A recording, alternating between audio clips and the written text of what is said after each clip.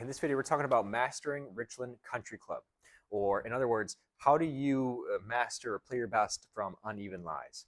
Now, this means forward and backward lies where the ball is above or below your feet, but also same thing with left to right where one foot is higher than the other, right? We have a weight shift from one side or the other, essentially, is what that means. So how do we play our best at Richland, or just how do we play our best when we have an uneven lie? This is going to be weight transfer from side to side, one foot higher than the other, and the same thing with a ball that's playing below your feet or above your feet. How can we physically address the body to put you or make you as comfortable as you can be in situations like this?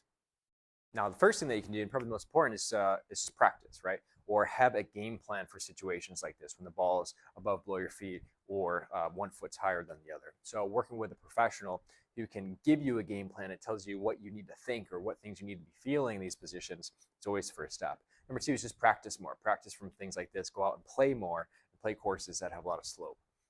That's the best thing you can do. But from a physical side, what can you do otherwise to make sure that you're as comfortable as you can be in positions like this? Maybe you got one foot in the bunker and the other foot's out of the bunker. Odd positions like this, or even the slightest change in slope from one foot to the other. How can we physically make you as comfortable as possible here? That's what we're talking about in this video, and we're going to put you through some drills to help master some of these things. So how can we structure something around the physical, the body, what you're capable of doing that will help address uneven lies and things like that? Well, it comes down to two things. One is mastering the weight shift. So when you need to put and shift weight onto one side relative to the other, how do you go about doing that and how comfortable you are in those positions? Two, the second thing that's really important is lower extremity strength. How strong can you be to maintain posture and position and work and create an efficient and strong swing when the weight is on one side versus the other, or we have an awkward position where if you get deeper into this hip, or we're standing maybe taller in certain positions. All of this relies on your ability to be strong through these positions and strong enough to maintain your postures while making solid and efficient swings at the same time. So the first thing that we're going to talk about is mastering the weight shift. And what we're going to do is show you some movements and exercises that generally or generically will help improve your ability to feel weight shift and to get you shifting to one side without creating all sorts of compensations to get there, right? So you can be weight shifted and shifted to one side without problems or creating problems. So the first thing we're working on is mastering that weight shift. And here are some drills that can be a little bit tough, some are a little bit more simple to help you feel more comfortable in a weight shifted position and to help you get there without compensation. All right, this is the advanced ground version of the abduct and shift drill. So what we need is a towel rolled up underneath our rib cage on this bottom side. So right at this lower floating ribs and up. Also, we're going to have our top leg on top of, in this case, a bench. We can use any raised surface that is in a comfortable amount of leg abduction, or this side raise here. We're going to use something to help support our head so that we can keep everything up here nice and relaxed. It's okay if we have our head in a bit of a tilt up towards the ceiling or completely neutral. What we don't want is this upper thorax and head tilted down, right? So this helps flatten out this lower side rib cage to create full and keep full contact with the ground. So this is perfect here. Next thing, I make sure that my hip's in line with my shoulder. Now, in this drill or exercise, my bottom side hip is at less than 90 degrees of flexion, so somewhere just below that is good. I'm going to actively push this top leg and lengthen it, pulling this top side hip down. Now, we should have enough towel here that we don't create too much of a space on this bottom side. We want to use this towel as leverage to push into as we pull this top side hip down. Okay, we're also going to tilt the bottom of my foot towards the ceiling. So away and up towards the ceiling as I roll this top hip forward.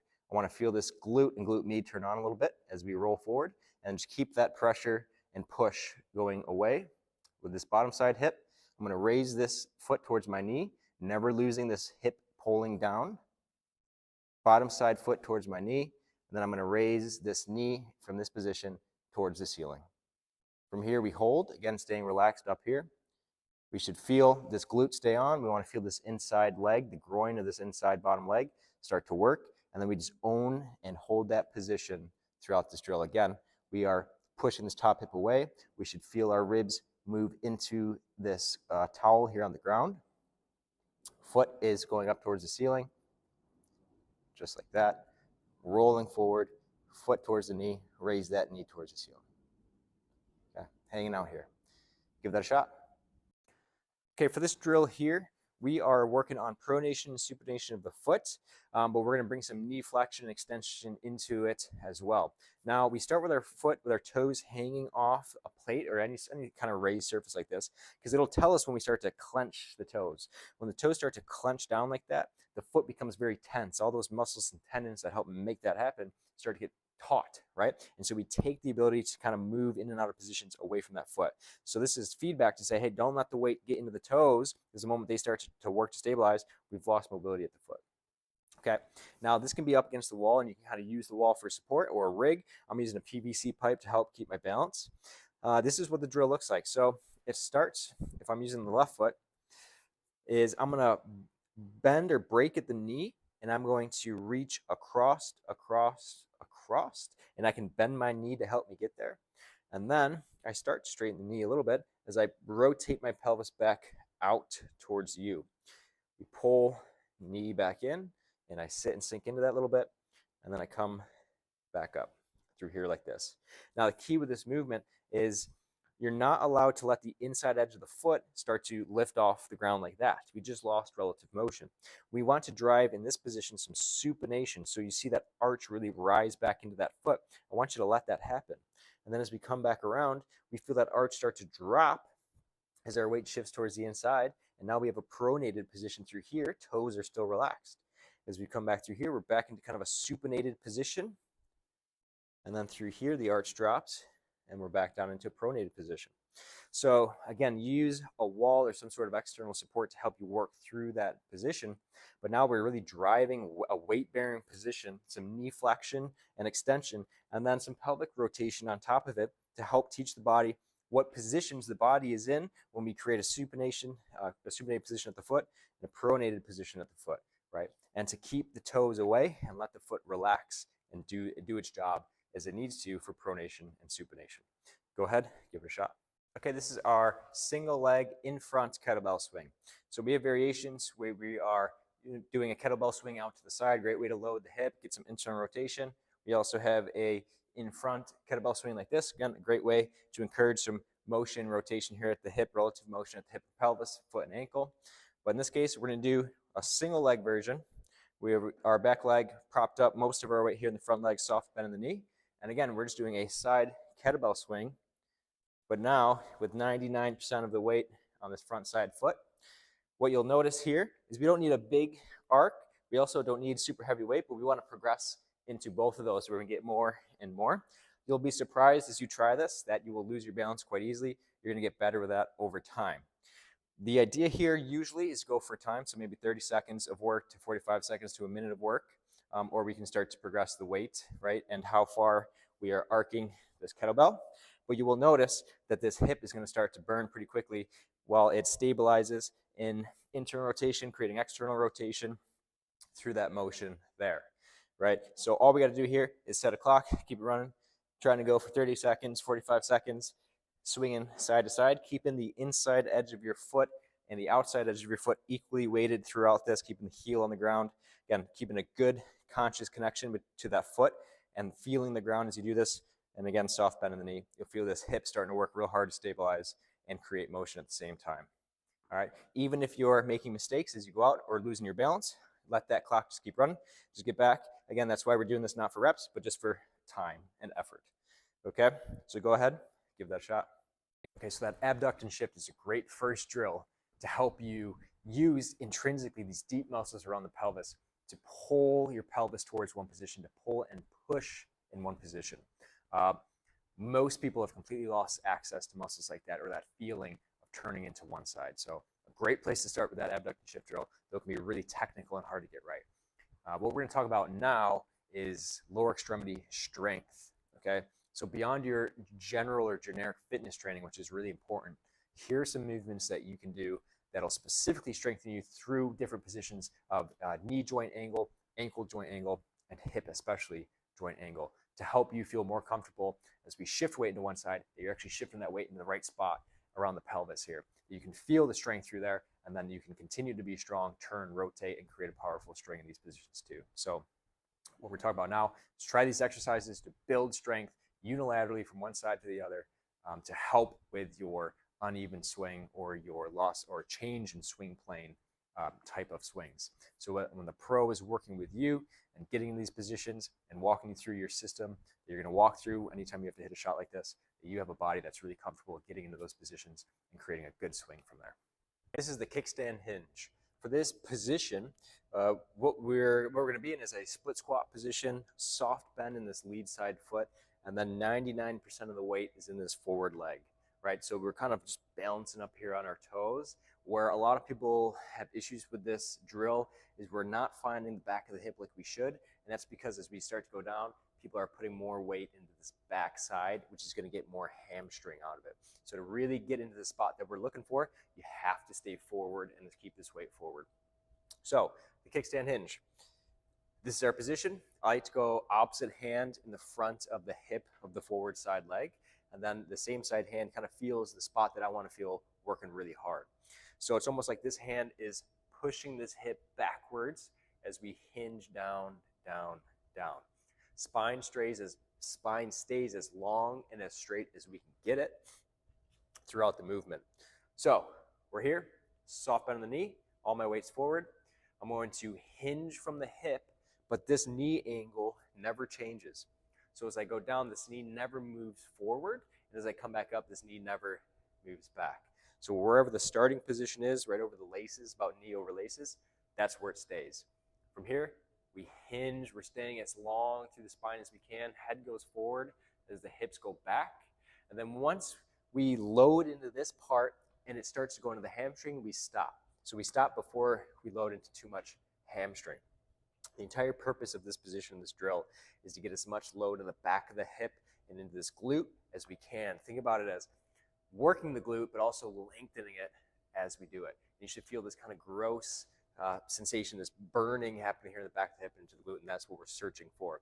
We want to teach you to hinge into the back of that hip again and into that glute, as opposed to getting all low back and hamstring working through all this hip extension positions.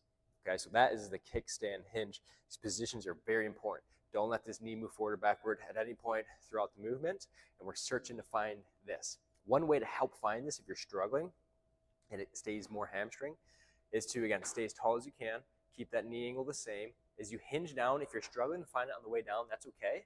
That's normal. What I want you to do is get down to a position here and think about squeezing or squishing, melting that foot down into the ground. You're pushing 10 out of 10 hard that foot into the ground, and that should help you feel this muscle here start to kind of turn on and work.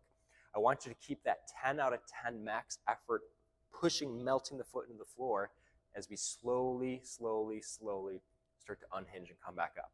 That should really turn on and kick on that back of the hip.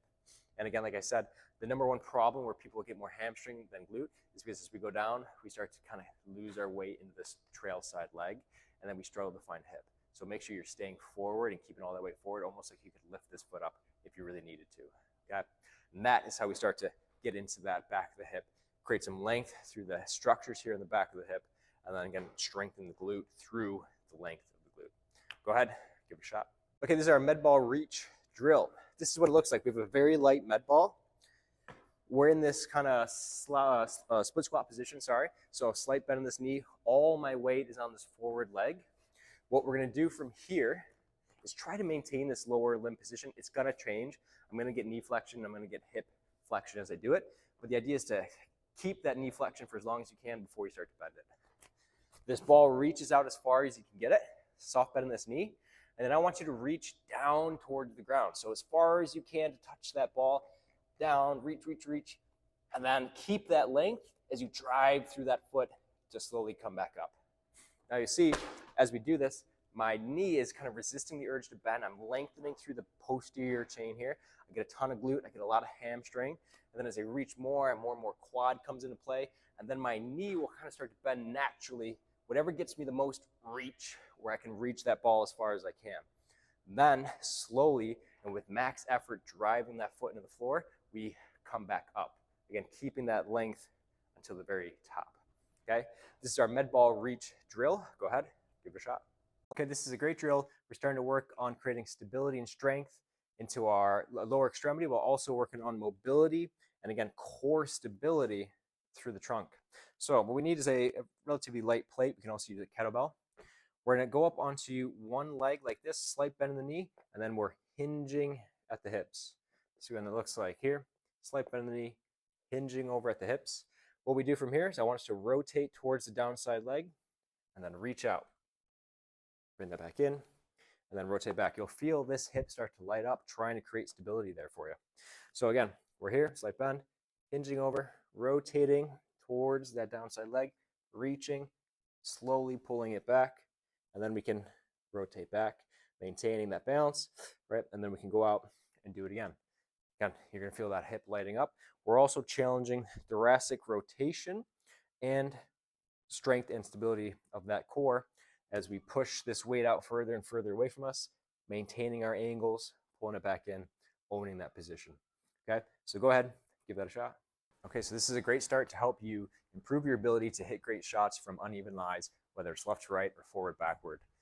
Try these drills for the positional, mastering weight shift, as well as the strength through these positions in the strength portion of the video. Okay. Besides that, of course, make sure to work with your pros, play as much golf as you can, get in these strange lies, strange positions where you have to make shots that aren't quite so cookie cutter. And again, that's the best way that you can get better at shots like this. If you liked the video, give it a like, share it, subscribe, and stick around for more videos just like this. Thanks.